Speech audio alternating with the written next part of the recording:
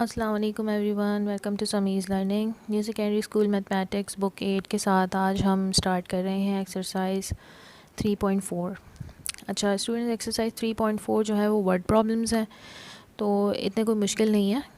जैसे जैसे साथ साथ हम सॉल्व करते जाएंगे मैं आपको एक्सप्लेन करती जाऊँगी। So students, I am explaining question number 1। In a school each boy contributed 325 पैसा फॉर अ पिकनिक। ठीक है, एक स्कूल के अंदर लड़कों ने 325 पैसे, ठीक है ये रुपीज़ नहीं है, पैसे हैं, पैसा कंट्रीब्यूट किया है पिकनिक के लिए। If there were 325 boys in the school, अगर 325 ही लड़के हैं स्कूल के अंदर तो बताइए कि टोटल कलेक्शन कितनी हुई है। अगर हर एक जो है ना हर एक बच्चे ने 325 पैसा दिया है तो कितनी कलेक्शन हुई है। तो चलिए इसका सॉल्यूशन करते हैं। ओके स्टूडेंट्स, तो हमें जो वर्ड प्रॉब्लम्स हैं उनमें थोड़ी सी वर्डिंग्स लिखनी पड़ती हैं, बताना पड़ता है भाई कि हम कर क्या रहे हैं। तो मैंने यहाँ पे लिखा है कि सिंस द अमाउंट कंट्रीब्यूटेड, जो अमाउंट कंट्रीब्यूट हुआ है वो बराबर है नंबर ऑफ़ बॉयज़ के। ठीक है, ये हमें क्वेश्चन में बात बताई गई थी। तो मैंने आगे लिखा है therefore to find the total collection multiply amount collected by number of boys. तो हम क्या करेंगे, टोटल कलेक्शन को मालूम करने के लिए जो टोटल अमाउंट कंट्रीब्यूट हुआ है और जितने नंबर ऑफ़ बॉयज़ हैं उन दोनों को आपस में सिंपल मल्टीप्लाई कर देंगे तो हमारे पास अमाउंट आ जाएगा। अच्छा, तो अमाउंट कितना का कंट्रीब्यूट हुआ था 325 और नंबर ऑफ़ बॉयज़ कितने थे 325। दोनों को मल्टीप्लाई करने के बाद आपके पास आंसर आएगा 105625। लेकिन याद रखें कि आपको क्वेश्चन में दिया गया है पैसा, तो ये पैसा है, ये रुपीज़ नहीं है। ठीक है, ये पैसे हैं, रुपीज़ में नहीं है। तो अब हम क्या करेंगे, इसे कन्वर्ट कर देते हैं रुपीज़ में, क्योंकि एक तरह से इंटरनेशनल जो यूनिट है वो तो रुपीज़ ही हमारा समझा जाता है ना, तो इस वजह से इसे हम रुपीज़ में कन्वर्ट कर देते हैं। तो देखिए 1 रुपया जो होता है बराबर होता है 100 पैसे के। 1 रुपये में 100 पैसे होते हैं। ठीक है, तो क्या करेंगे हम इसको निकालने के लिए 105625 को डिवाइड कर दें 100 से। जब ये डिवाइड हो जाएगा तो ये कन्वर्ट हो जाएगा रुपीज़ में, तो हमारे पास आंसर आएगा 1056.25 रुपीज़। ठीक है, यही इसका आंसर होगा। स्टूडेंट्स, जो क्वेश्चन नंबर 2 है वो हमारे पास है in an excursion each student spend as many rupees as the number of students. If they spend 10201 in all, find the number of students. Excursion का मतलब होता है कोई शॉर्ट ट्रिप। ठीक है, तो वहाँ पे जो है नंबर ऑफ़ ईच स्टूडेंट, हर एक स्टूडेंट ने उतने ही पैसे खर्च किए जितने के नंबर ऑफ़ स्टूडेंट्स हैं एक स्कूल के अंदर या क्लास के अंदर। अगर उन्होंने कहा कि अगर उन्होंने स्पेंड किए हैं 10,201 रुपये, देखिए यहाँ पे हमें रुपीज़ में दिया हुआ है, इस चीज़ का ख्याल रखना है। तो find the number of students, तो आप देखें कि बताइए कि नंबर ऑफ़ स्टूडेंट्स कितने थे। चलिए इसका सॉल्यूशन करते हैं। जी स्टूडेंट्स, तो क्वेश्चन नंबर 2 जो है इसकी मैंने थोड़ी सी कैलकुलेशन या वर्डिंग्स लिख ली हैं। तो मैंने लिखा है सिंस नंबर ऑफ़ स्टूडेंट्स बराबर है amount spend by each student. ठीक है, तो ये जो है हमें क्वेश्चन में बताया था, मैंने वहीं से देख के या निकाला है इसको क्वेश्चन समझ के कि जितने नंबर ऑफ़ स्टूडेंट्स हैं वो उन्होंने उतने ही पैसे खर्च किए हैं। और जो हमें अमाउंट बताई गई है 10201, ये क्या है, दोनों अमाउंट्स को मल्टीप्लाई करके, यानी ये जितने नंबर ऑफ़ स्टूडेंट्स थे और जितने उन्होंने पैसे जो है खर्च किए, इन दोनों को मल्टीप्लाई करके ये नंबर आया है।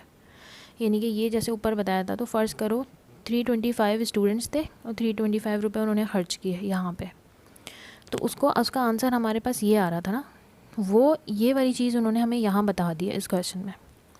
ठीक है, तो ये जो है ना मैंने लिख दिया कि ये है दोनों चीज़ों का प्रोडक्ट, यानी कि मल्टीप्लाई करके जो आंसर आता है उसको प्रोडक्ट कहते हैं। The product of these two equal factors, इन दोनों के इक्वल फैक्टर्स का प्रोडक्ट है ये वाली बात मैंने लिख ली। अब मैंने लिखा है therefore to find the number of students extract the square root of 10201। Number of students निकालने के लिए हमें जो है इसका स्क्वायर रूट निकाल लेंगे। स्क्वायर रूट के तरीके से ही निकालेंगे, पहले जल्दी से इसके पेयर्स बना लो। अब देखो ये 1 रह गया, तो 1 के टेबल से होगा 1 1 ज़ा 1, 1 ऐड हो जाएगा, ये बन जाएगा 2। ठीक है, और यहाँ पे जो है कुछ भी नहीं बचा।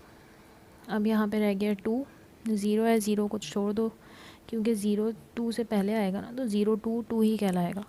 अच्छा अब देखो यहाँ 2 है, हमें कोई एक नंबर यहाँ ऐड करवाना पड़ेगा। मैं 1 भी लिखूँगी तो 21 1 ज़ा 21 तो छोटा है, तो मुझे दूसरा पेयर नीचे लाना पड़ेगा 0 2 0 1। अब 2 0 1 आ गया।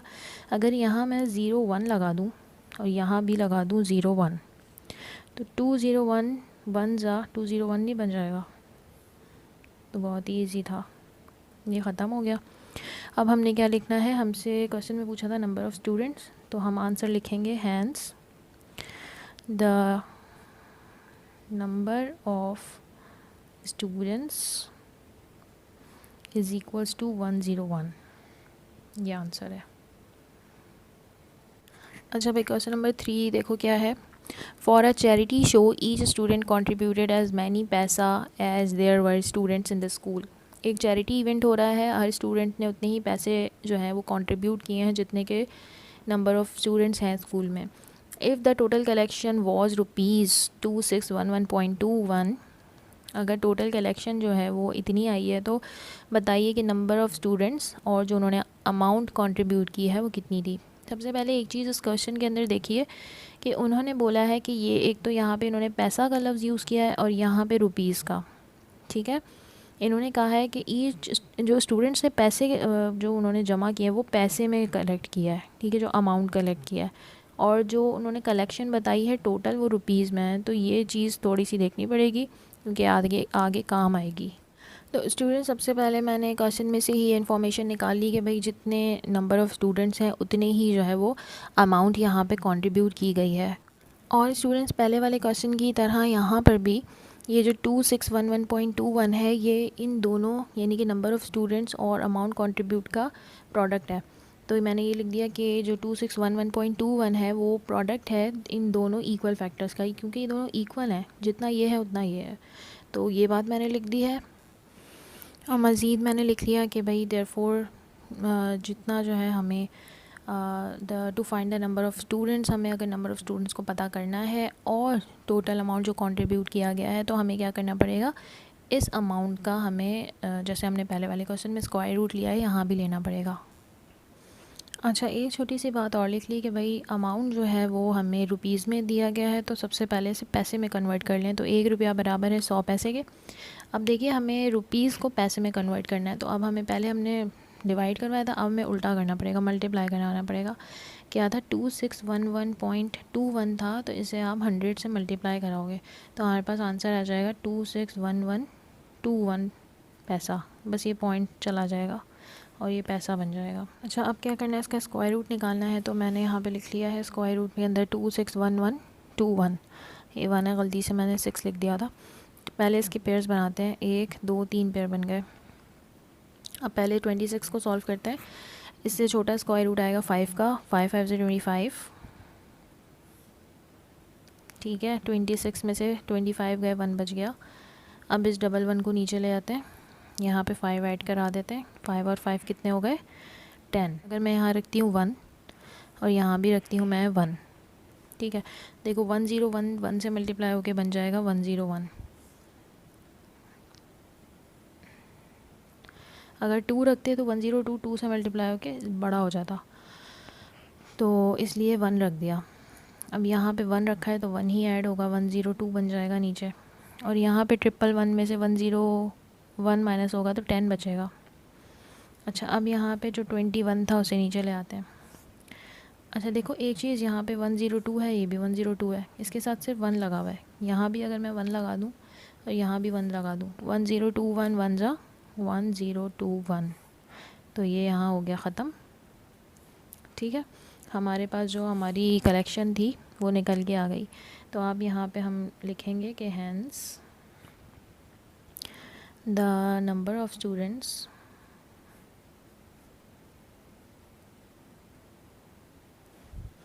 Is equals to 511। और आगे मैंने और लिख लिया कि भाई हर बच्चे ने 511 पैसे कंट्रीब्यूट करें। अब यहाँ पे जो है वो उसको हमें कन्वर्ट करके दिखाना पड़ेगा रुपीज़ में, तो डायरेक्टली कन्वर्जन कर दो, 511 को 100 से मल्टीप्लाई कर दो, तो आपके पास आंसर आ जाएगा 5.10 रुपीज़, ठीक है। तो ये हो गया हमारा आंसर। चलिए भाई क्वेश्चन नंबर 4 आ गया है। देखिए स्टूडेंट्स, जो वर्ड प्रॉब्लम होते हैं ना, उनकी प्रॉब्लम वर्ड्स के अंदर ही होती है, इन वर्ड्स में, तो उसको बहुत थॉरली पढ़ना पड़ता है, तभी आपको पता चलेगा कि आपको क्या दिया गया है, क्या पूछा जा रहा है। तो देखिए, in a nursery plants are planted in 110 rows with the same number of plants in each row. एक नर्सरी है, वहाँ पे इस तरह से प्लांट्स को जो है ना वो प्लांट किया गया है कि जितने नंबर ऑफ़ रोज़ हैं उतने ही प्लांट्स हैं। अच्छा, अब 110 रॉज हैं, इन्होंने बता दिया कि रॉ कितनी है। तो with the same number of plant, her raw के अंदर 110 ही प्लांट लगे हुए हैं, नहीं है। तो कह रहे हैं how many plants are there in the nursery. अब कह रहे हैं बताओ कि हर नर्सरी के अंदर टोटल प्लांट्स कितने हैं। तो अब हम इसको मालूम कर लेते हैं। अब देखिए, मैंने लिखा है कि इन्होंने हमें ख़ुद ही बताया कि सिंस नंबर ऑफ़ प्लांट्स जो है हर रॉ में वो बराबर है नंबर ऑफ़ रॉज़ के। अब क्वेश्चन में हमें नंबर ऑफ़ रॉ तो दी हुई है जो कि है 110। अब ये चीज़ तो दोनों बराबर है, तभी तो इज़ इक्वल्स टू लगाया बीच में, जितना ये है उतना ये है। यहाँ पे भी 110 आ गया, 110 को 110 से मल्टीप्लाई कर दो, सिंपल आपके पास आंसर आ जाएगा 12100, ये आंसर आएगा। तो हम जो है ना आंसर लिख देंगे कि hence number of plants in nursery is equals to 12100। अच्छा भाई, क्वेश्चन नंबर 5 है। A farmer planted 10404 trees in his farm such that there were as many trees in each row as number of rows. एक farmer ने अपने farm के अंदर 10,404 दरख्त लगाए, ठीक है। उसने इस तरह लगाए कि जितनी रॉ थी उतने ही जो है ना एक रॉ के अंदर दरख्त थे। बताएं find the number of trees in each raw. अब बताओ भाई, एक रॉ के अंदर कितने दरख्त हैं। काम तो उसने भी वही किया है जो ऊपर नर्सरी वाले ने किया था, है ना। यानी जितनी रॉ है उतने ही प्लांट हैं। 110 रॉ थी तो 110 प्लांट थे। अब यहाँ पे उसने टोटल नंबर ऑफ़ ट्री बताए हैं और हमसे कह रहा है कि नंबर ऑफ़ रॉज बताएं। तो इसका सॉल्यूशन करते हैं। तो स्टूडेंट, सबसे पहले मैंने लिख लिया कि जो नंबर ऑफ़ ट्रीज़ हैं, ठीक है, नंबर ऑफ़ ट्रीज़ एक रॉ के अंदर उतने ही हैं जितने नंबर ऑफ़ रॉज हैं पूरे फार्म के अंदर।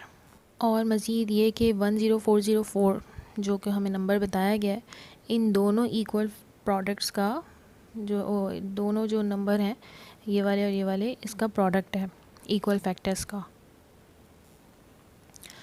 अच्छा भाई, अब क्या है, therefore to find the number of trees in each row we have to extract the square root of 10404।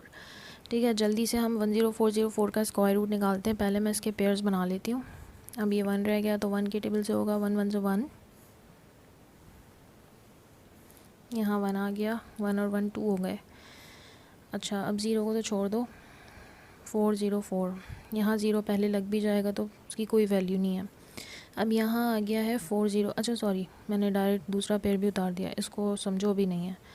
4 लिख लिया मैंने खाली। अगर मैं यहाँ पे 1 भी लगाती हूँ, 21 और यहाँ पे 1, तो 4 से तो बड़ा होगा, तो ऑब्वियसली दूसरा पेयर नीचे लाना पड़ेगा, तो इसलिए मैंने लिख लिया। अच्छा, अब यहाँ पे हमें एक ऐसा नंबर लिखना है जो यहाँ पे भी लिखें और वो मल्टीप्लाई हो गया, या तो ये आए या छोटा। ख़ुद सोचो, 404 है, अगर मैं यहाँ 02 लगा दूँ और यहाँ भी लगा दूँ 02, 202 2 जा 404 बन जाएगा। सिंपल, ये ख़त्म हो जाएगा यहाँ पे। ठीक है, तो बस ये हमारा आंसर बन गया। तो बस लास्ट में मैंने लिख लिया कि hence the number of trees in the farm is 102। तो ये हमारा हो गया आंसर, यहाँ पे हो गया ये ख़त्म। स्टूडेंट्स, बाकी के जो 5 क्वेश्चन हैं इंशाल्लाह दूसरी वीडियो में मैं सॉल्व करती हूँ। अभी के लिए इतना ही काफ़ी है। Thank you so much. अल्लाह हाफ़िज़। वीडियो को लाइक, सब्सक्राइब और शेयर ज़रूर कीजिएगा। अपना बहुत सारा ख्याल रखिएगा।